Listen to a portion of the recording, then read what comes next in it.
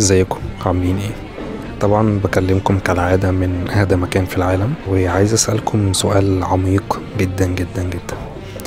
عارفين الكرفان اللي هو بيقعد فيه العمال والمهندسين، اللي هو بتلاقيه في اي شركة مقاولات او شركة بناء او شركة بترول في الصحراء، بيعملوه عشان العمال والمهندسين يقعدوا فيه. هو عامة الكرفان ده بيبقى عبارة عن بوكس ميتاليك، يعني مصنوع من مادة معدن.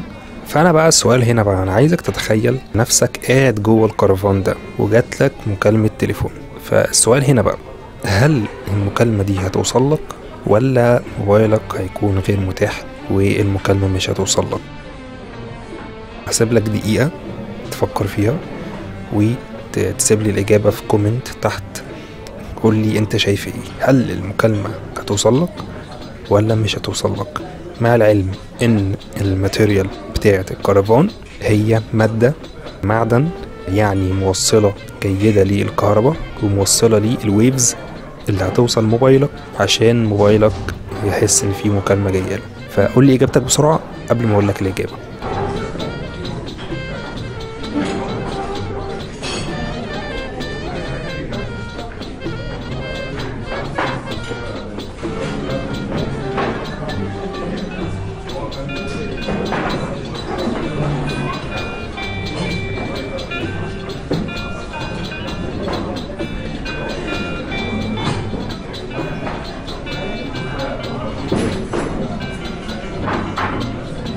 طبعا الإجابة هي إن المكالمة مش هتجيلك، استحالة، وموبايلك هيكون غير متاح.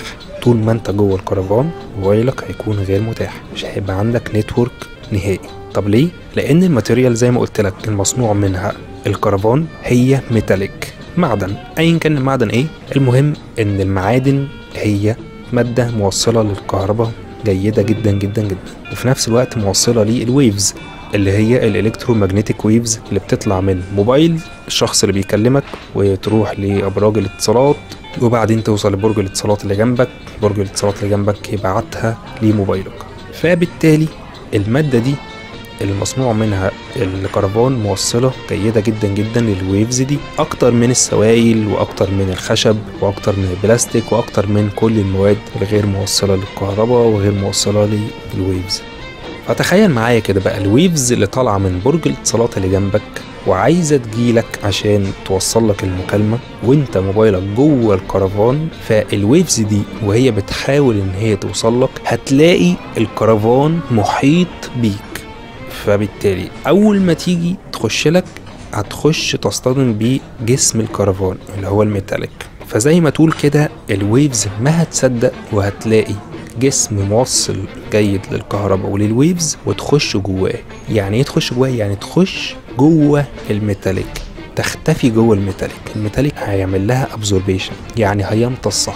فبالتالي الويفز دي مش هتخترق الميتاليك او مش هتخترق الكرفان وتوصل لموبايلك، لا بالعكس، هي هتنتهي في البادي بتاع الكرفان. هديك مثال كده، لما تلاقي مثلا انت سلك كهرباء عريان وتيجي مثلا تلمسه بخشبه، هل انت هتتكهرب؟ لا مش هتتكهرب. ليه؟ لان الخشب غير موصل للكهرباء، يعني مش بيوصل الكهرباء خالص. لو انت ماسك الخشبه بايديك ولمست السلك العريان مش هتتكهرب. طب لو انت ماسك السلك العريان ده بايدك، فالكهرباء اللي ماشيه في السلك العريان ده ما هتصدق وهتلاقي جسمك اللي هو موصل جيد للكهرباء وتمشي من خلاله لغايه ما توصل للارض، فانت طبعا هتتكهرب. هو نفس المثال ده على البادي بتاع الكرفان. الويفز اللي طالعه من برج الاتصالات اللي رايحه لموبايلك اللي هو جوه الكرفان ما هتصدق وهتلاقي جسم الكرفان موصل جيد جدا جدا للويفز اللي طالعه من الموبايل وهتمتصها، ومش هتخليها او مش هتسيب لك اي جزء من الويفز يخترقها ويوصل لموبايلك. فبالتالي موبايلك طول ما انت جوه الكرفان الميتاليك موصل جيد للكهرباء والويفز هو غير متاح ومفهوش شبكة خالص. طيب اعمل ايه بقى عشان موبايلي يكون فيه شبكة كويسة جدا جدا؟ الحل يا باشا ان انت تقف جنب الكرفان مش جوه الكرفان.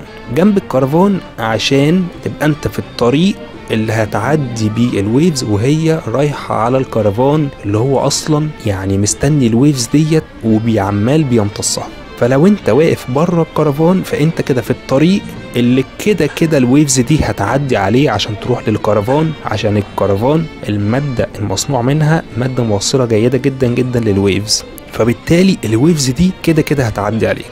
فعشان موبايلك يكون فيه شبكة كويسة جدا، لو انت مثلا في مكان صحراء او في مكان مفيهوش شبكة كويسة، فانت لازم تقف جنب اي جسم موصل جيد للكهرباء او للويفز، زي مثلا ان انت تقف جنب المبنى ده بيبقى مصنوع من الخرسانة او بيبقى جواه ستيل، فكل دوت موصل جيد جدا للويفز. ان انت تقف جنب مثلا عمود نور، اي مكان او اي حاجة مصنوعة من ميتاليك او معدن موصل جيد للويفز، فهتلاقي نفسك ان انت في الطريق اللي هتعدي عليه الويفز وهي رايحة لأحسن حاجة توصل للويفز. فاهم؟ ودي كانت تريكة بسيطة جدا تخليك تفهم موضوع الشبكة بتاعت الموبايلات، وايه الاماكن انت ممكن تقف فيها موبايلك يجيب شبكة، وايه الاماكن انت لو وقفت فيها استحالة موبايلك هيكون فيه شبكة. بس كده، اشوفكم مرة تانية ان شاء الله في 5 دقايق قبل النوم، وتصبحوا على خير.